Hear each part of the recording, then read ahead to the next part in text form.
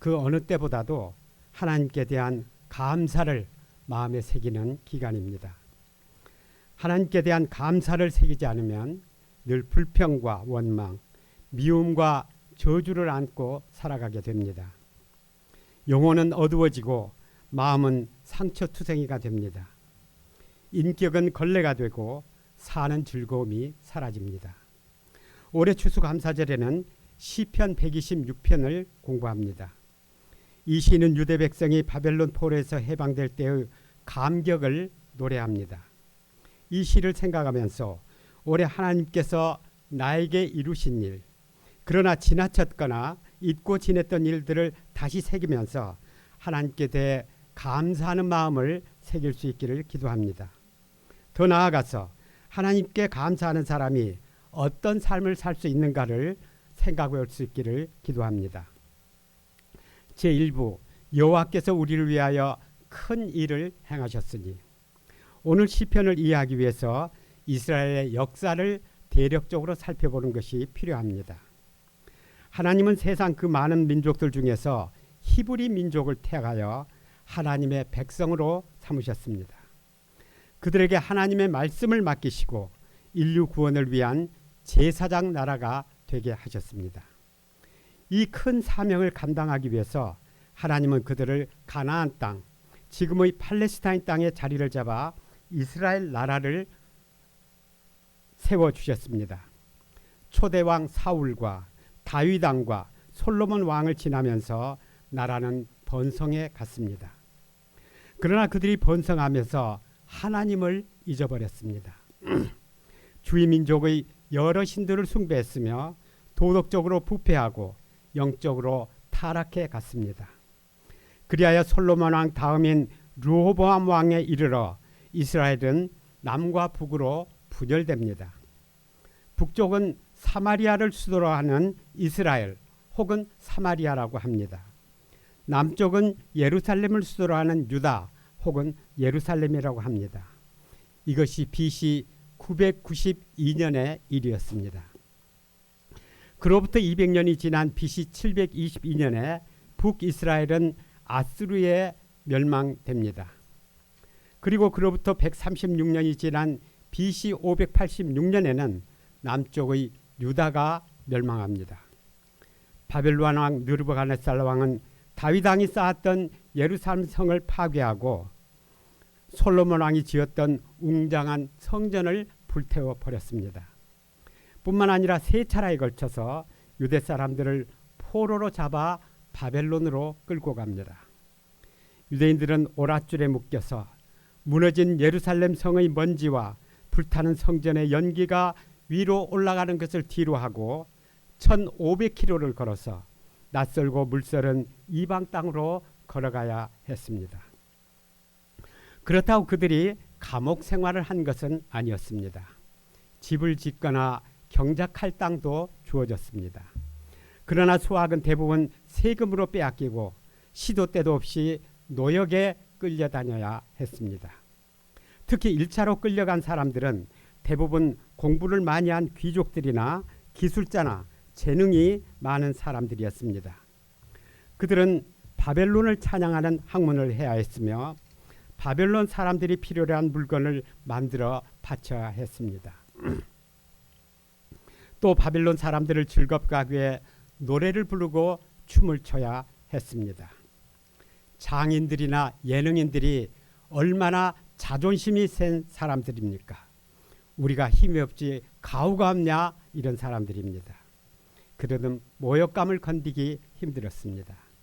시편 137편은 이러한 그들의 슬픔과 분노가 짙게 나타나 있는 시입니다. 이 시를 여러분의 귀에 잘 들어가도록 제가 풀어서 써봤습니다. 우리가 바벨론 여러 강변 거기 앉아 시온을 기억하며 울었도다. 그대는 우리가 악기를 강변 나무에 걸어버린 사연을 아는가? 우리를 사로잡고 억압하는 자가 자기들의 재미를 위해 시온의 노래를 부르라 하는데 우리가 이 원수의 땅에서 어찌 그 거룩한 여호와의 노래를 부르겠는가? 예루살렘이여, 내 그대를 잊지 못하는데 어찌 내 손이 제대로 연주나 할 수 있겠는가. 내가 가장 즐거워하던 예루살렘을 잃었는데 어찌 내 혀가 입천장에 붙어버리지 않겠는가. 이 지금 노래는 베르디의 오페라 나부코 중 히브리 노예들의 합창이라는 노래입니다. 이 노래는 이 시를 모티브로 한 노래입니다. 제목이 나부코인데 나부코는 느부갓네살의 이태리 발음이라고 합니다. 이 노래는 여러 합창단에서 노래했는데 지금 이 나오는 오페라 공연과 함께 이 메트로폴리탄 오페라단인데 이 합창이 유튜브에서 꼭 오늘 가서 들어보시기 바랍니다. 오페라 배우들의 그림은 안 나오네. 그 배우들의 그 연기가 굉장히 진지합니다. 그래서 듣고 나면 눈물이 납니다. 댄스 뮤직을 좋아하는 분들은 보니엠은 이제 12월 달이 되면 많이 나옵니다.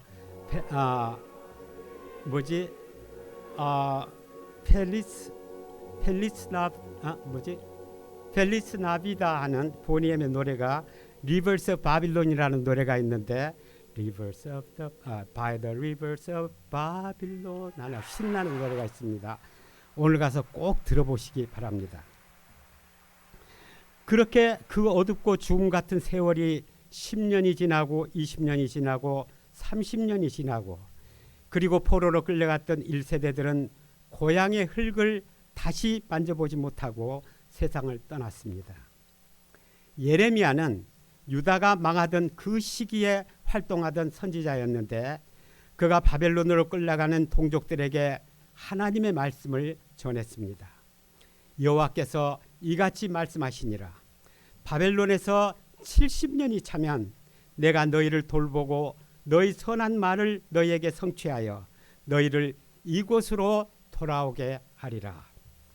그러나 세월이 흐르고 흘러도 그런 기미조차 보이지 않았습니다.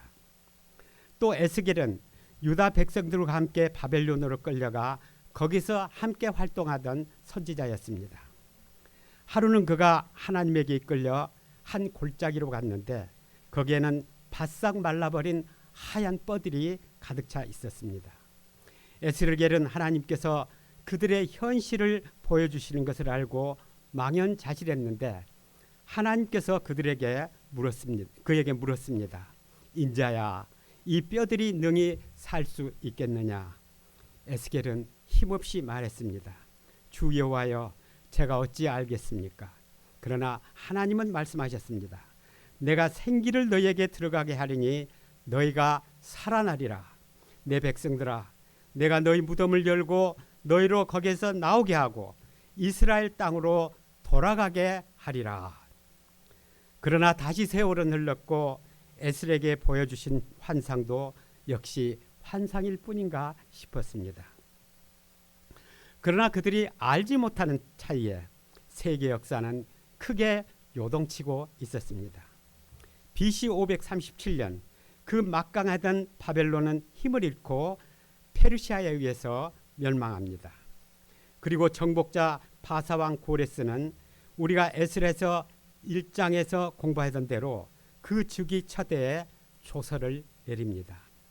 바사왕 고레스는 말하노니 하늘의 하나님 여호와께서 세상 모든 나라를 내게 주셨고 나에게 명령하사 유대 예루살렘의 성전을 건축하라 하셨나니 이스라엘 하나님은 참신이시라. 너희 중에 그의 백성된 자는 다 유다 예루살렘으로 올라가서 이스라엘 하나님 여호와의 성전을 건축하라. 그는 예루살렘에 계신 하나님이시니라. 이에 대하여 필요한 경비와 편의를 제공하라 명령했고 느부갓네살이 예루살렘 성전을 파괴하고 탈취해 갔던 모든 기물들을 반환해 주었습니다. 이제 유대인들은 버드나무에 걸어두었던 악기를 내려서 어깨에 메고 사랑하는 가족들의 손을 붙잡고 바벨론 여러 강변에서 눈물을 흘리며 또는 이를 갈면서 갈망하던 시온으로 돌아갑니다. 이제 오늘 말씀 1절을 함께 읽겠습니다. 시작. 여호와께서 시온의 포로를 돌려보내실 때 우리는 꿈꾸는 것 같다도다. 여호와께서 시온의 포로를 돌려보내실 때 우리는 꿈꾸는 것 같다도다. 왜 꿈꾸는 것 같았을까요? 꿈에서나 일어날 일이 일어났기 때문입니다. 현실에서는 도저히 일어날 수 없는 일이 일어났기 때문입니다. 우리나라의 일제강점기 작가 이광수가 있었습니다. 그는 이순신 장군, 도산 안창호, 백범 김구 등의 전기를 썼습니다. 또 조선신문학의 효시라 일컫는 소설 무정을 쓴 사람입니다. 그가 말했습니다. 나는 깊이 내 자손과 조선민족의 장래를 고려한 끝에 일이 하는 것이 당연하다는 굳은 신념에 도달했다. 나는 천황의 신민이다. 내 자손도 천황의 신민으로 살 것이다.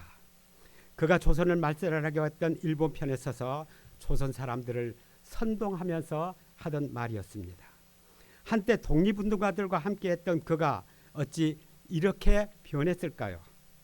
들불같이 일어났던 3.1운동에도 불구하고 일제의 억압과 수탈은 더욱 악화되면서 모두들 조선의 해방은 꿈으로 생각하게 되었습니다. 모두들 중국과 러시아를 무찌른 일본이 조선을 이기고 독립한다는 것은 있을 수 없는 일이라 생각했습니다. 그래서 독립운동가요 시민사회 운동가였던 함석헌 선생은 말했습니다. 조선의 해방은 말 그대로 어느 날 갑자기 왔다. 조선인들 중 누구도 해방되는 바로 그 순간까지도 눈치챈 사람이 없었다. 그날 유대인들도 그랬습니다. 시온으로 돌아가는 것이 꿈꾸는 것 같았습니다. 2절을 봅시다. 그때 우리 입에는 웃음이 가득하고 우리의 혀에는 찬양이 찼었도다. 입에는 웃음이 가득해서 벙실벙실 계속 웃음이 흘러나와서 입을 다물 수가 없었습니다. 혀가 비로소 입천장에서 떨어지고 바벨론에서는 자존심 상해 부를 수 없었던 하나님의 노래가 계속해서 터져 나왔습니다. 이를 지켜보던 문나라 사람들이 그들을 축하하면서 또는 부러워하면서 말했습니다. 여호와께서 그들을 위하여 큰 일을 행하셨도다. 유대인들이 화답하며 외쳤습니다.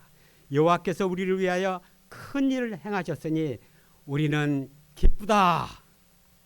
여호와께서 큰 일을 행하셨다. 그것은 정말 큰 일이지 않을 수 없었습니다.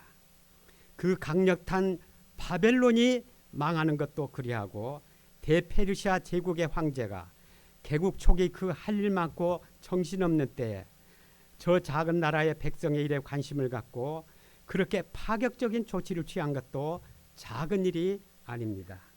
그것은 바사왕 고레스가 말한 대로 세상 모든 나라를 주관하시는 하나님께서 그에게 명령을 내려서 된 일이었습니다.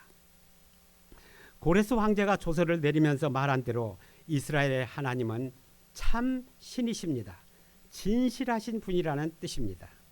하나님은 예레미야를 비롯한 수많은 선지자들을 통해 그들을 다시 고향으로 돌아오게 하시겠다고 약속하시던 그 말씀들을 지키셨습니다. 유대 백성들은 하나님을 믿을 수 없었지만 하나님은 그가 하신 말씀을 잊지 않으셨습니다.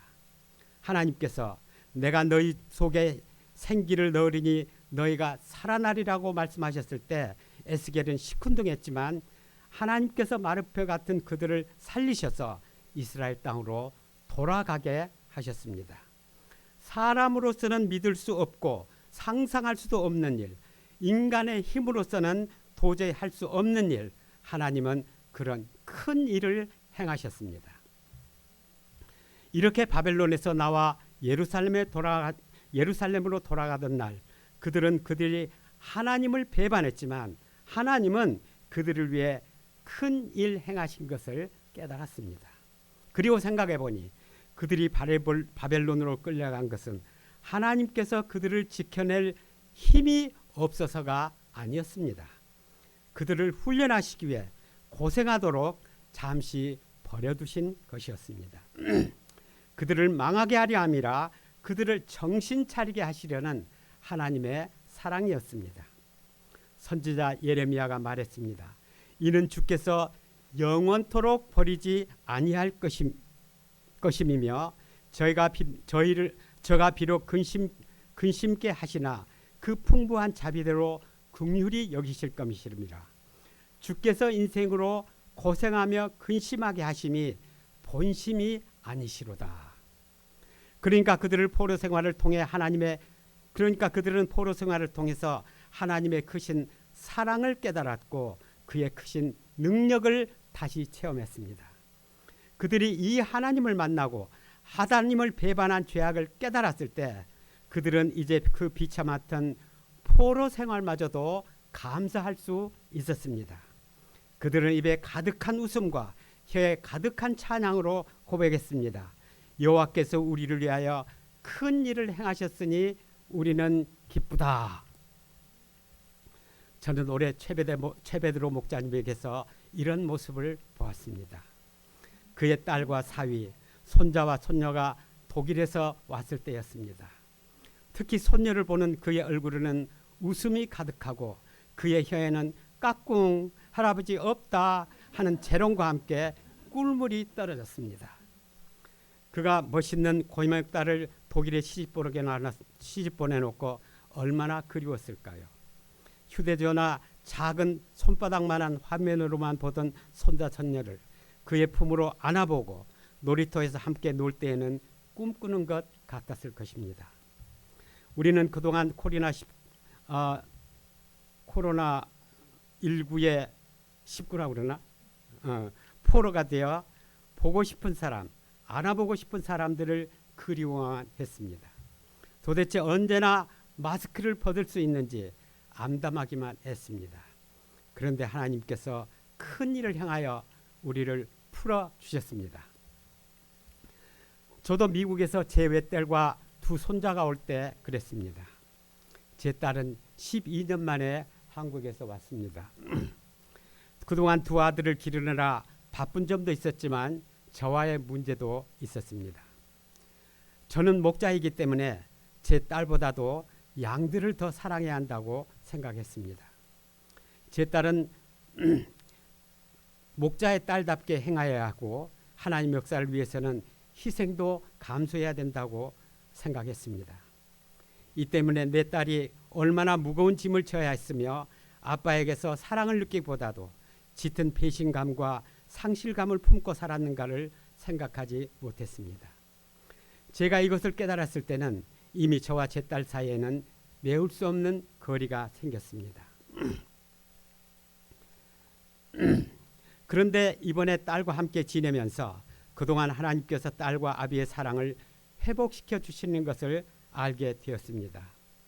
딸이 차려주는 밥상에 앉아서 어리석은 아버지를 닮지 않고 사랑으로 잘 키워놓은 두 손자의 잘생긴 얼굴과 늠름한 모습을 보면서 저와 아내는 웃음이 가득했습니다. 저는 제 딸의 마음을 돌릴 자격도 없고 능력도 없었습니다. 저는 그 큰 숙제를 안고 오랜 세월 속으로 앓고 지냈습니다. 그런데 그 큰 일을 하나님이 해주셨습니다. 저도 외치고 싶습니다. 여호와께서 우리를 위하여 큰 일을 행하셨으니 우리는 기쁘다. 김찬미 자매님이 근로복지공단에 합격했을 때도 그랬습니다. 그 쬐꼬만 자매님이 여기저기 시험 치러 다니고 면접하러 다니는데 짠해서 어떻게 되었냐고 물어볼 수도 없었고 또 물어볼 필요도 없었습니다. 하얗게 바랜 얼굴과 더욱 좁아진 어깨를 보면 금방 알 수 있었습니다. 그가 치던 베이스 기타도 어디다 걸어두었는지 볼 수가 없었습니다. 그런데 그가 근로복지공단에 합격했다는 소식을 들은 그 주일 예배 때 준비 찬양을 인도하는데 그의 볼은 발그레하고 입꼬리는 올라가고 그의 베이스 기타에서는 찬양이 가득 흘러나왔습니다. 하나님은 그동안의 고생과 장래에 대한 불행의 포로가 되었던 그를 해방시켜 주셨습니다. 우리는 그에게 네 실력으로는 그 많은 경쟁을 뚫고 합격하기 힘들었을 것이다. 하나님이 너를 위해 큰 일을 하셨다. 이렇게 말할 수는 없습니다. 그의 실력을 무시하거나 모욕하는 말로 들릴 수 있기 때문입니다. 그러나 참미자매님은 고백할 수밖에 없을 것입니다. 하나님이 나에게 큰 일을 행하셨으니 나는 기쁩니다. 근래에 조아브람 목자님의 얼굴이 빛이 나며 그의 입에 웃음이 가득합니다. 저는 그게 맨발 걷기 때문인 줄 알고 저도 그를 따라 향림중학교 운동장을 맨발로 걸었습니다. 그러나 제 얼굴은 빛이 나지 않았습니다. 그래서 다시 생각해보니 그것은 맨발 걷기 때문이 아니라 우리 소유의 교회를 살 수 있었기 때문이었습니다. 교회를 책임진 목자로서 오랜 동안의 집세 걱정과 지긋지긋한 이사로부터 해방될 수 있겠기 때문입니다. 그리고 이번 주말 그의 외아들 조바울 목자와 KT 자매님의 결혼, 그래서 외아들 결혼 걱정으로부터 해방될 수 있기 때문이기도 할 것입니다. 여호와께서 우리를 위하여 큰 일을 행하셨으니 우리는 기쁘다. 여호와께서 우리를 위하여 큰 일을 하십니다. 사람이 할 수 없는 일을 하십니다. 내가 할 수 없는 일을 하십니다. 이 하나님께서 힘이 없어 포로가 된 이스라엘은 도저히 할 수 없는 그 일을 행해 주셨습니다. 이 하나님께서 죄의 포로가 된 우리를 구원하시고 해방시키십니다. 저는 정력과 거짓과 두려움의 포로로 살았습니다. 그런데 대학 2학년에 올라가면서 요한복음 3장 16절 말씀을 통해 구원을 얻을 때의 감격은 이루 다 말할 수가 없습니다. 그날 새벽 저는 참 많이 울었습니다. 저의 죄 때문에 울고 그렇게 비루하고 거짓되게 살아온 제 삶이 비참해서 울었습니다. 그리고 이 죄인을 해방시키기 위해서 십자가에서 목숨을 버리신 예수님의 그 큰 사랑이 고맙고 너무 고마워서 또 울었습니다. 그렇게 한참을 울고 나왔는데 그날 아침 햇살은 얼마나 환한지, 이제 막 굼뜨기 시작한 새풀들은 얼마나 신선한지, 그리고 사람들이 얼마나 사랑스러운지 제 입에는 웃음이 가득 찼었습니다. 저는 그때도 하나님이 나에게 큰 일을 하셨다고 생각했지만 제 평생 날이 갈수록 더욱더 그게 정말 큰 일이라는 것을 점점 더 깊이 깨닫습니다. 이 메시지를 쓰면서 제게 큰일 행하신 하나님을 다시 생각할 때 제 마음에 있는 모든 욕심과 미움 그리고 걱정으로부터 다시 해방되는 것을 느끼며 하나님과 사람들에 대한 감사로 마음이 촉촉해지는 것을 느꼈습니다. 우리의 평생에는 그리고 올해에는 하나님께서 나에게 어떤 큰 일을 행하셨습니까? 어떤 꿈 같은 일을 이루어 주셨습니까? 우리가 그게 하나님께서 행하신 줄을 모르고 지나쳐질 수도 있습니다. 추수감사절을 맞아서 이런 일들을 모두 돌이켜 마음에 새길 수 있기를 기도드립니다. 그리하여 우리 입에 웃음이 가득하고 우리 혀에 찬양이 가득할 수 있기를 기도합니다. 제2부 울며 씨를 뿌리러 나가는 자는, 이제 4절부터 6절을 함께 읽겠습니다. 시작. 여호와여 우리의 포로를 남방 시내 들같이 돌려 보내소서. 눈물을 흘리며 씨를 뿌리는 자는 기쁨으로 거두리로다. 울며 씨를 뿌리러 나가는 자는 반드시 기쁨으로 그 곡식단을 가지고 돌아오리라. 입에 웃음 가득하고 혀에 찬양 가득하던 그들이 웬 눈물입니까? 벅찬 감격으로 바벨론에서 나온 그들은 이제 남방 시내를 보고 있습니다. 여기서 남방이란 이스라엘 남쪽의 네게브 사막을 말합니다. 이 사막은 그야말로 황무지입니다. 이스라엘이 40년 동안 방황하며 훈련받던 광야가 바로 이곳이고, 예수님께서 40일 동안 금식하며 마귀의 시험을 받던 장소도 이곳이었습니다. 그들이 바벨론에서 해방되기는 했지만 그들의 조국은 아직 니게브 황무지와 같았습니다. 아직 돌아오지 못한 포로들이 바벨론에 남아있고 본토에는 많은 문제들이 산재해 있습니다. 고국 떠날 때 파괴된 성전은 아직 그대로여서 예배드릴 곳조차 없었습니다. 무너졌던 예루살렘 성벽은 불에 탄 돌무더기인 채 그대로였고 여우들과 적들만 마구 넘나들었습니다. 뿐만 아니라 그동안 많은 유대인들이 이방인들과 결혼해서 민족의 혈통을 잃어버렸고 그 사이에서 태어난 2세, 3세들은 유다 말조차 잊어버렸습니다. 조국은 실로 니게브 황무지와 같았습니다. 그러나 네게브가 평소에는 황무지지만 가을이 되어서 비가 내리면 황무지에는 금방 물이 흘러 강이 생기고 들은 푸르러지고 언덕에서는 꽃이 핍니다. 황무지가 문제가 아닙니다. 하나님이 비를 내려주시면 황무지도 옥토로 변합니다.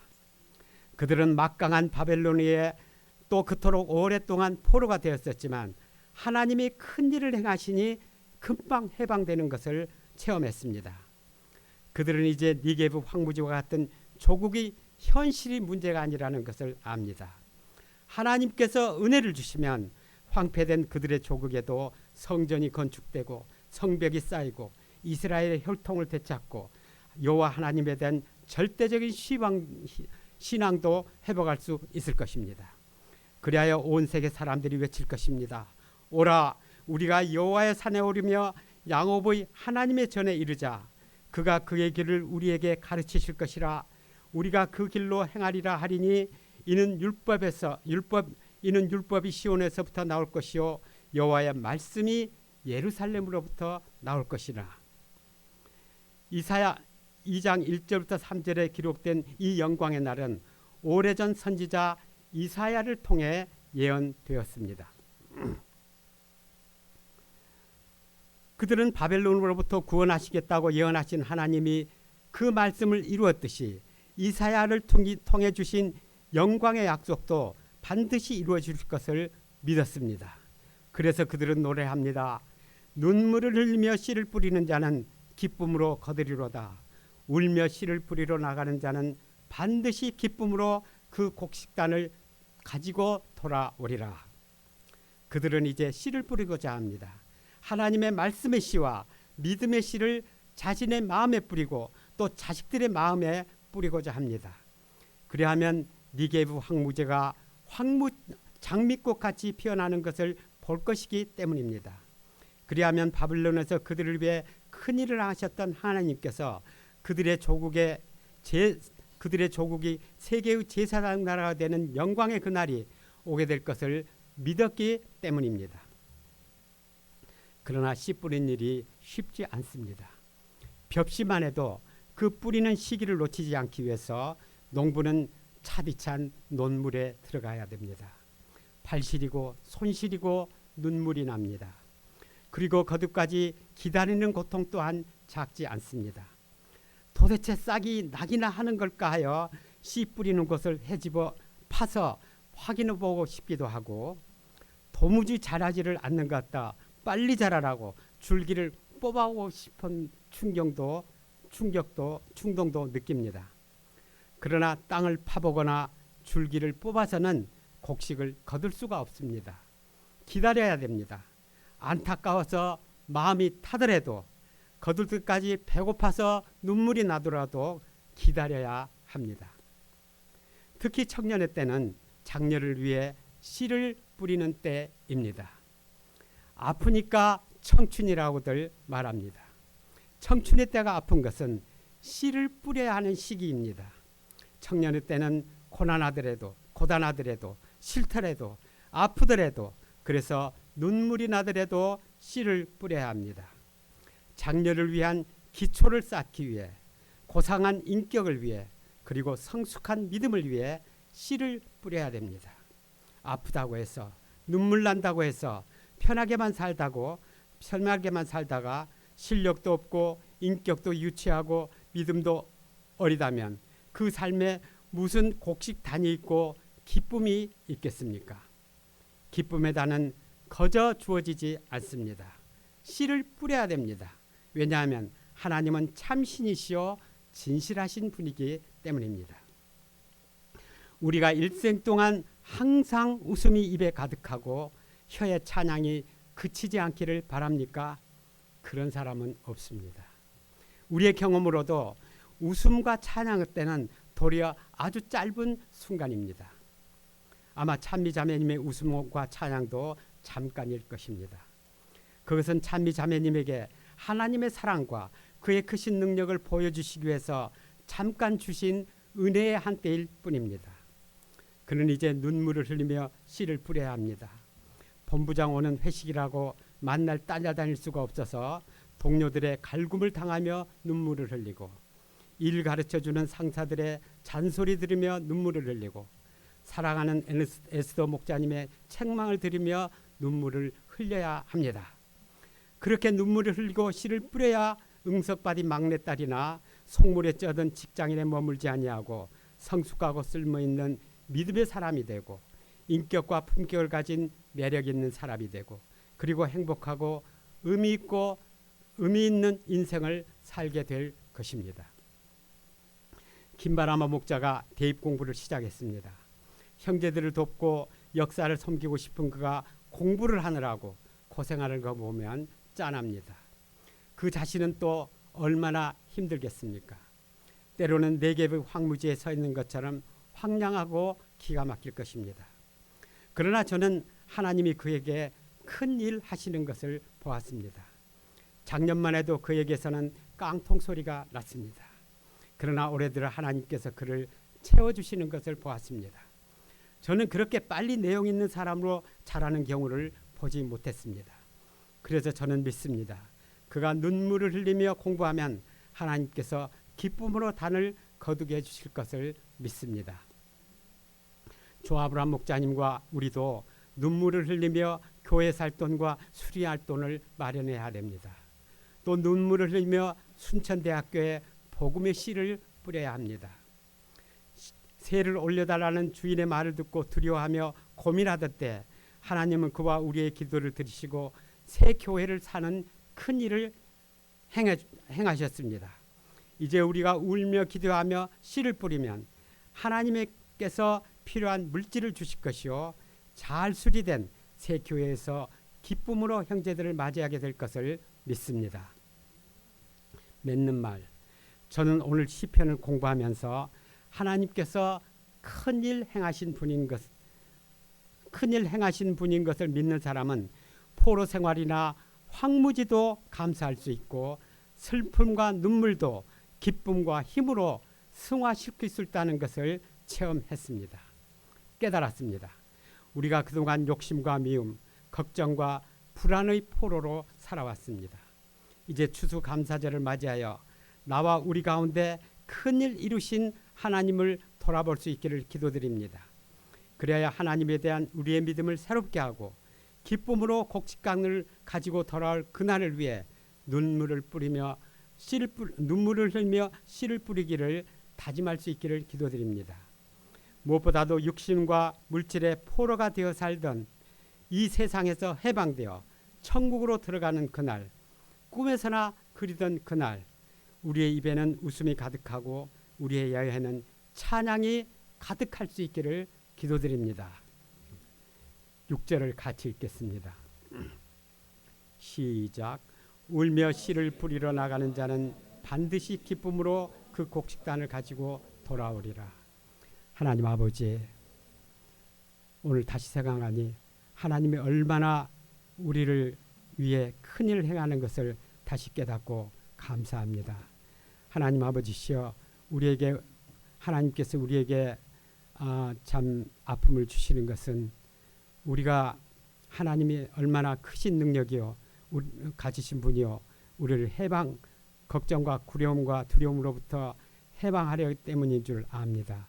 하나님 아버지시여, 우리가 하나님의 크신 능력을 믿고 하나님의 사랑을 믿고 울며 씨를 뿌릴 수 있도록 도와주시옵소서. 우리가 편한 삶을 살지 않고 씨 뿌리는 삶을 살 수 있도록 축복하여 주시옵소서.